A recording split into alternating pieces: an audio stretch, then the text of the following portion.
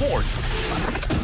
Daghang salamat kanabag Philip kanabag John Lee patay nagdadag ako napalgan kini usa ka bayot human magkutlos ka gulingon gamit aga pagibabaw nga sa dina nini na diskubre ni pasado alas 5 kontag na sa hapon Pebrero 2, 2026 kabadlawan ni dito sa usa ka barangay sa lungsod sa Medellin. Si Police Master Sergeant Sir Marlon Monteclaros sa Medellin Police Station nibot niya nga nagdawat sila og katawag gikan sa usa ka concerned citizen kini may labot na sa usa ka patay lawas sa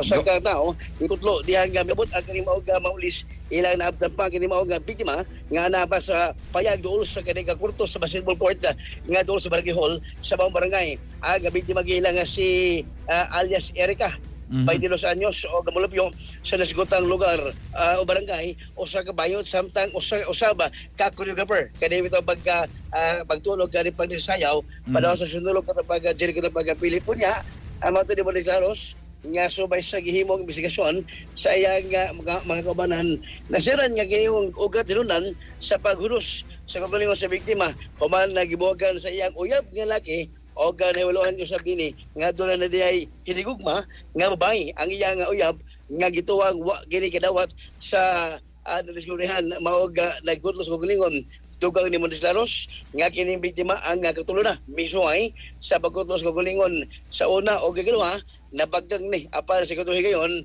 nakapsagos sa kinabuhi ang kini mga biktima katubad dyan ni katapag abilip nasira niya kini mga biktima gamit Why laing hinungdan dyan katropang Benji?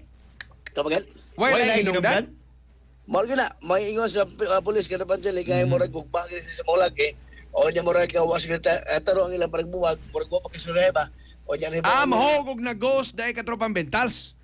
yan ang sutra kada panjali tapos debol sa Paita kinig yung mga laki.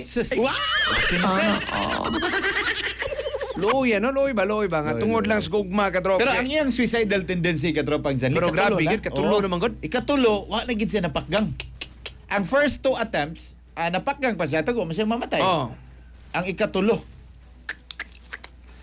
Paligid pa da. Ang itulo niya gamit lang niya kanang bitong mga pasena mga babae bang may ginasol kita panjali niya ang iyang upper garment may gamit niya sing liog tapos gihigot si kanang payag dulo pas barangay Bitay ni siya. Dayong layat, dayon tas layat.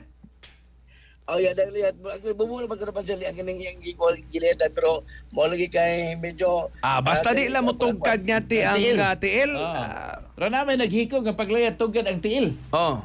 Awala dili na tinuod dili na atik ka na. Nakuan siya na miscalculate niya ang kuan ang Mana magsukod juga sa. Wala to ni paagis ka tawa ka pero looy taon ba.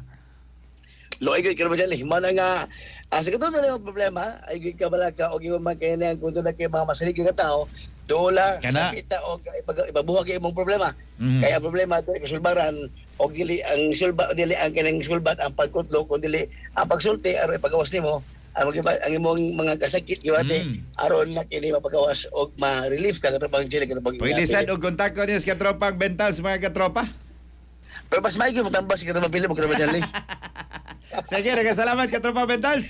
Mao nga nga itong report kay boss gikan sa Manila PNP katropa sa gihapon mo kalimo sa mga pras kanunay sa Santo Rebel Oil kini dunay mga ano pero kaslawas hala hiso lang na mo nga Santo Rebel Oil sa lugar kaslawas kay magatabang na kini mga katropa hinimo kini sa Yastol Incorporated papalit sa parang botika sa lugar on board sa patrol kabalik ko pang Jerry Reblado alas ng sa Pilipino para sa Pilipinas inyong katropa Benji Dalisik XM News XFM Report.